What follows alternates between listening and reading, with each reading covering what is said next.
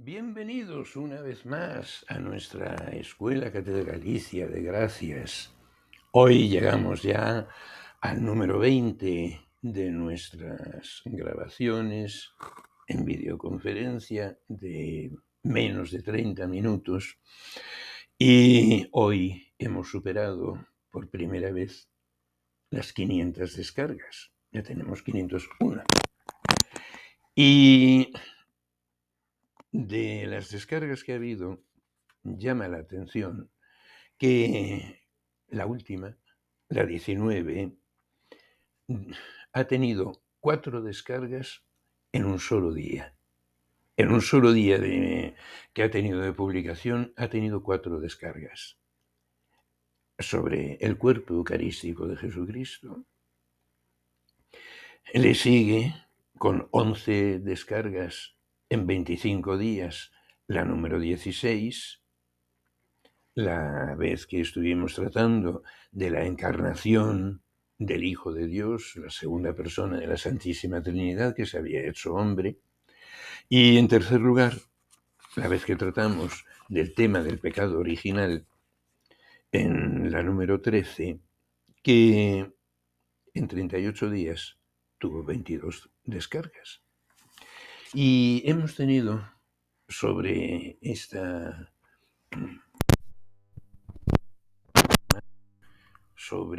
el cuerpo eucarístico de Jesucristo, que uno se presenta como ángel.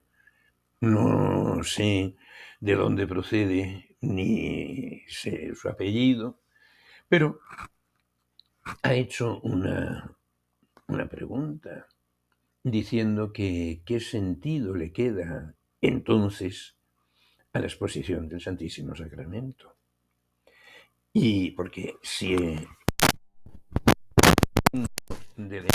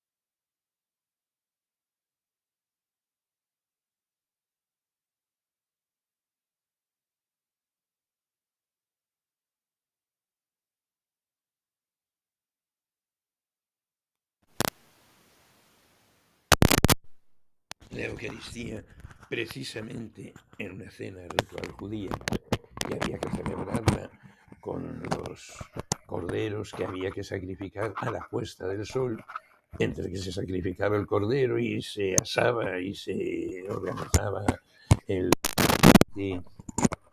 ritual, pues era ya de noche cerrada. Y naturalmente no eran las horas de la noche las más adecuadas ni para llevar la Sagrada Comunión a los enfermos, ni para llevársela, mucho menos, a los encarcelados.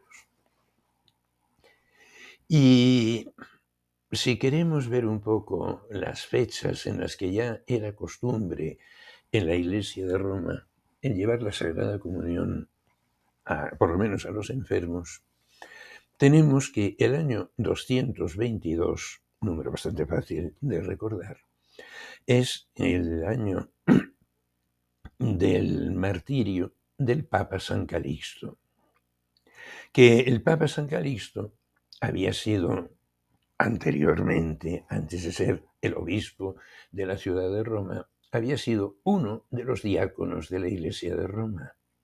Y siendo diácono, fue el que tuvo a su cargo uno de los cementerios donde se iban sepultando los cristianos, que es el que en la actualidad se visita públicamente y dentro se puede celebrar la Eucaristía, en las catacumbas de San Calixto.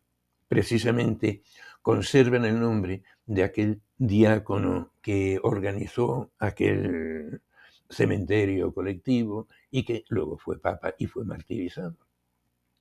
Y en las catacumbas de San Calixto es donde llegó gravemente herido y murió un acólito, un niño, que llevaba la comunión a algunos enfermos. Fue asaltado, herido, malherido por otros niños, compañeros o jovencillos más jóvenes, mayores que él, para que pudieran matarlo. Así tenemos a San Tarsicio, que fue uno de los acólitos que llevaban la comunión a los enfermos. El niño iba a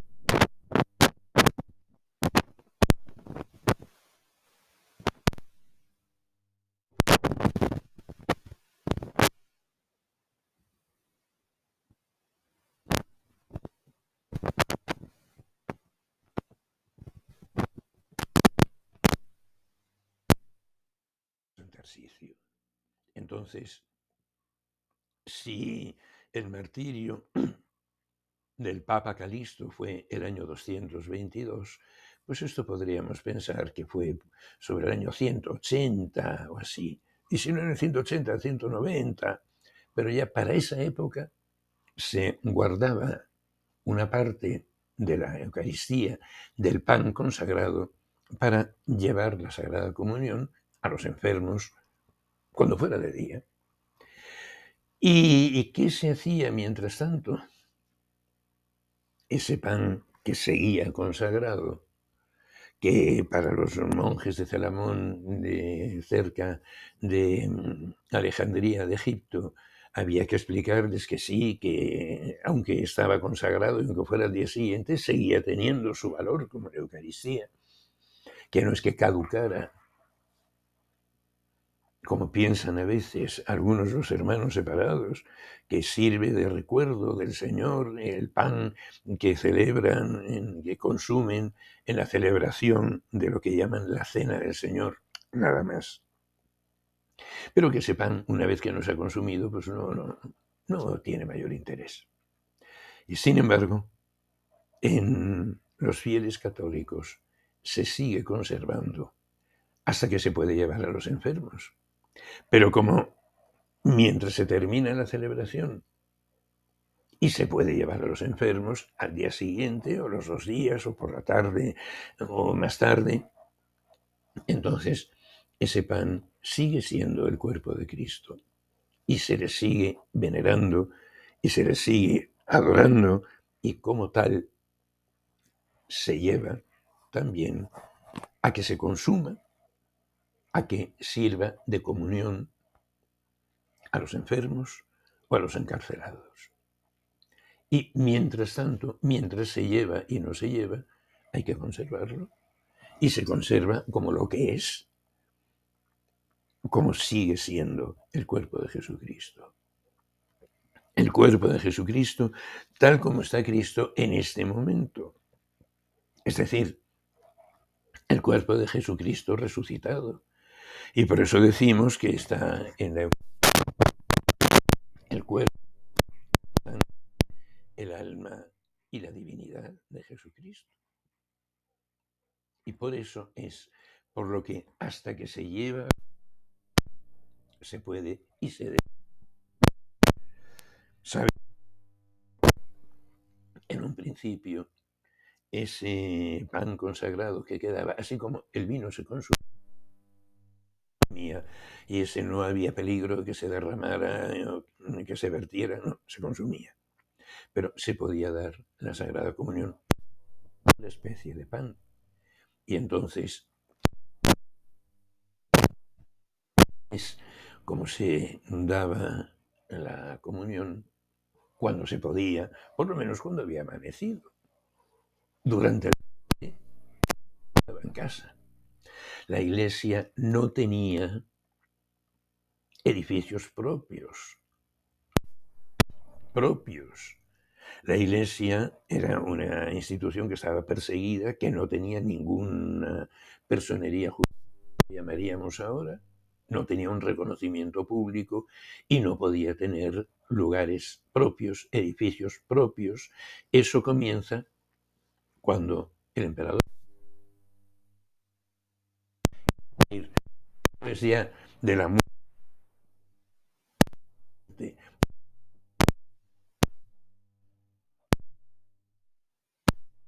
Constantino le reconoce como emperador una personalidad, una personería jurídica a la iglesia. Y por eso es cuando se empiezan a construir edificios específicamente cristianos, las basílicas. Los cementerios tenían un estatuto especial en la ciudad de Roma y en las ciudades del imperio por el miedo que se le tenía a los muertos. Y entonces podía haber cementerios privados, particulares, de un cristiano que llevaba a enterrar allí a los muertos cristianos y lo que fueron después las catacumbas. Pero los cementerios, por el miedo que tenía la sociedad romana a los muertos, eran unos lugares inviolables. Y entonces eran unos sitios, unas galerías, unos subterráneos que eran respetadísimos hasta por los paganos, por el miedo, no por otra cosa. No porque fueran a creer en la resurrección de los muertos. Aquello no tenía nada que ver. Pero los cristianos aprovecharon esa posibilidad para tener sus cementerios exclusivos. Y esos son las catacumbas que en la actualidad se veneran y se visitan, pero que en el marco de esas catacumbas es en el que por el martirio de San Tarsicio podemos calcular cuándo ya se llevaba la comunión a los enfermos y a los encarcelados. Lo de los encarcelados era más difícil, pero lo de los enfermos había en todas partes. Y por eso podían llevar la comunión incluso los niños, que así pasaban más o menos desapercibidos. Aunque en el caso de San Tarsicio lo mataron y lo martirizaron. Y la Iglesia lo conmemora como santo. Y como santo, patrono de tantas obras eucarísticas, de llevar la comunión a los enfermos. Y eso pues es una realidad que se sigue manteniendo todavía en la Iglesia de nuestros días.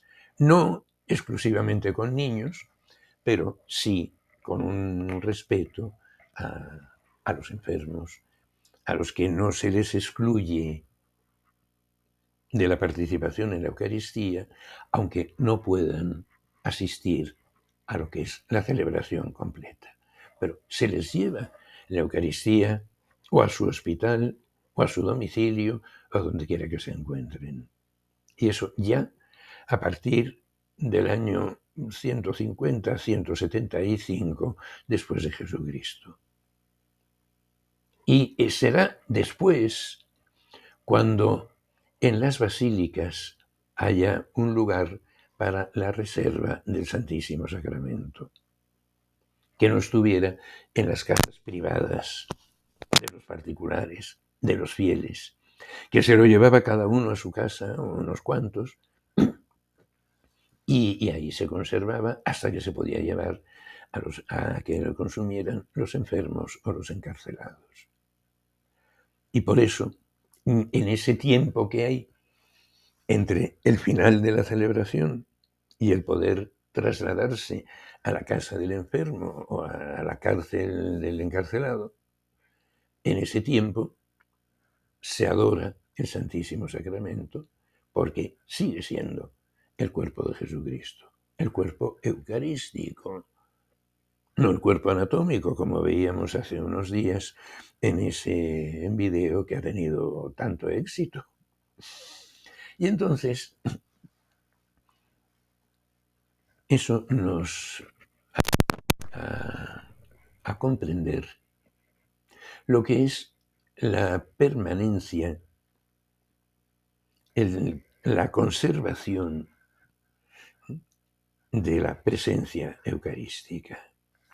Y eso nos tiene que hacer pensar también en qué sucede cuando sucede lo contrario, en los casos de las profanaciones del Santísimo Sacramento. Hay casos casi constantemente. Hay veces que se roba en las iglesias para robar los vasos sagrados, que a lo mejor son preciosos, de oro, de pedrería, bueno, a lo mejor son de metal vulgar. Pero los que lo roban a veces vierten por tierra el contenido del copón, que es como el nombre que recibe el vaso sagrado que se utiliza para reservar el Santísimo Sacramento dentro del sagrario. El sagrario debe tener una cerradura con llave, pero en la mayoría de nuestras iglesias no tienen unos medios de seguridad que puedan garantizar cualquier peligro de profanación. Y por eso es por lo que, lamentablemente, se dan profanaciones. Y a veces, pues, los que vienen a robar el sagrario, el copón, pues derraman por el suelo las hostias consagradas y ahí se quedan. Y cuando se descubre el robo sacrílego, ¿qué hay que hacer? Pues la presencia real de Jesucristo en la Eucaristía es mientras se mantiene el signo sensible. Todos los sacramentos son signos sensibles. El agua del bautismo es signo sensible del bautismo cuando se derrama sobre la cabeza, sobre la persona del bautizado. El Santo Crisma está guardado en su frasquito y ahí está lo que se llama la crismera y se utiliza cuando se hace la unción con el Santo Crisma, en el que está recibiendo la confirmación por la imposición de las manos y la unción con el Crisma. El óleo de los enfermos sigue ahí guardado hasta que se unge a uno que está enfermo. Pero hay un signo sensible en cada uno de los 7 sacramentos. Y mientras se mantiene el signo sensible del alimento como pan y de la bebida como vino, mientras se mantenga el signo, una vez que se han pronunciado por un ministro, un presbítero o un obispo las palabras de la consagración, se mantiene la presencia real de Jesucristo en el pan consagrado y en el vino consagrado. Yo recuerdo una primera misa, no fue aquí en Honduras, en que el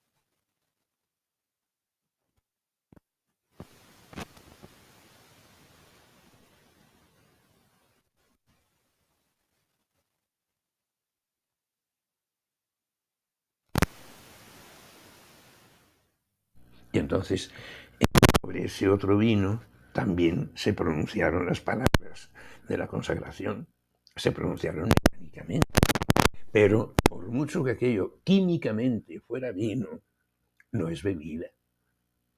No tenemos que empezar a exprimir así los manteles hasta la última gota, porque ahí sigue. Ahí no hay consagración. Se consagra el vino que es bebida, no el vino que está derramado. Lo mismo sucede cuando hay una profanación de la Eucaristía y entonces resulta que vierten en el piso las hostias consagradas. Si se pueden recoger las hostias consagradas, sigue siendo un signo sensible de alimento, aunque se haya caído por el piso, aunque lo hayan botado por el piso, sigue siendo signo. Ahora,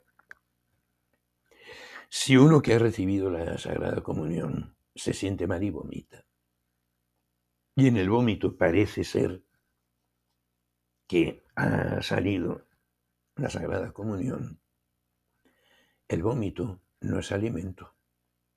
El vómito no es signo sensible de la Eucaristía. Y entonces, aunque parezca que lo es, o aunque sea verdad que lo haya sido, ahí ya no hay presencia real. Se puede recoger y se puede botar a donde sea.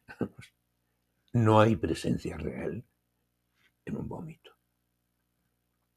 Lo mismo ha sucedido cuando en algunas de las profanaciones que ha habido, los robos sacrílegos, pues han mezclado con inmundicias, ya eso, con la intención de profanar. Entonces, se han mezclado con inmundicias las hostias consagradas. Por muy consagrada que haya estado esa hostia, no es signo sensible de alimento cuando está inseparablemente mezclada con la inmundicia. Si se puede ir sacando cada una, sí. Si no se puede, no. Y entonces, ¿qué es lo que hay que hacer? En primer lugar, orar para que estas cosas no sucedan con mucha frecuencia. Pero una vez que han sucedido, si no se puede recuperar, no se puede aislar lo que es signo sensible, lo que ha sido signo sensible, inseparable con lo que no puede ser signo de alimento, cualquier clase de inmundicia, y piense cada uno lo que quiera, que siempre se quedarán cortos. Entonces, si se puede separar, entonces lo que hay que hacer es ponerlo todo en agua, dejar que se descomponga por completo el pan consagrado, que aunque pueda parecer que este pedacito sí estaba, sí era, y este otro no, en cambio. Entonces, una vez que se ha descompuesto todo, que ese agua, con lo que contiene, se derrame en un lugar decente. Si hay algún sembrado, pues qué mejor que derramarlo en el sembrado. Ya no hay signo sensible de alimento, no hay Eucaristía, pero nos tiene que quedar un cierto espíritu de respeto y de reparación por lo que realmente ha sido un sacrilegio. No es que tengamos que dar un manual de actuaciones en caso de sacrilegio, pero como estos casos lamentablemente se dan, gracias a Dios, no con mucha frecuencia, tenemos que saber reconocer si realmente hay presencia real o no. Yo tengo personalmente una experiencia muy rica, que yo he sido el postulador de la causa de canonización de un español que fue durante muchos años presidente de la Juventud de Acción Católica y presidente nacional de la Juventud de Acción Católica, y que sintió la vocación al sacerdocio, recibió la ordenación sacerdotal, ejerció durante varios años el ministerio sacerdotal hasta que tuvo una enfermedad que primero le hizo incapaz y después acabó con su vida. Y trabajando en el proceso de de canonización, en la parte primera, de ver si realmente fue heroico en todas las virtudes el siervo de Dios. Había que tomar declaración a los testigos y a otros, y a mí me tocó ir a recibir la declaración del que entonces era arzobispo emérito de Madrid, el cardenal Vicente Tarancón, y entonces pues él estaba retirado en una casa que le habían regalado en el pueblo donde él había sido párroco y que luego fue obispo de otro sitio y que luego pues acabó siendo arzobispo de Madrid, y al cumplir la edad, pues entonces el Santo Padre le admitió la renuncia, Vicente Enrique Tarancón. Y fui y le tomé la declaración, quedé con él en tomarla en grabación de audio y luego pues en transcribirlo y llevárselo para que lo firmara. Y una de las cosas que declaró él,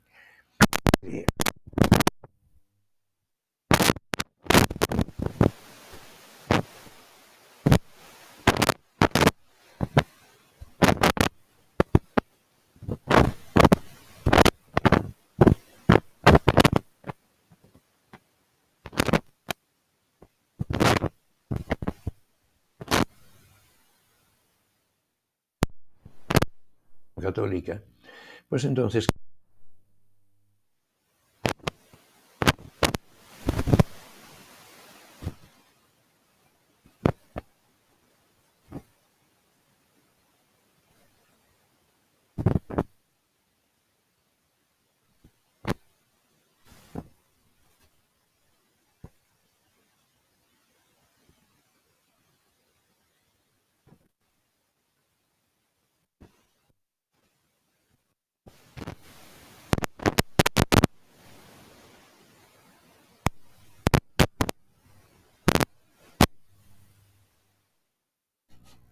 no se podía.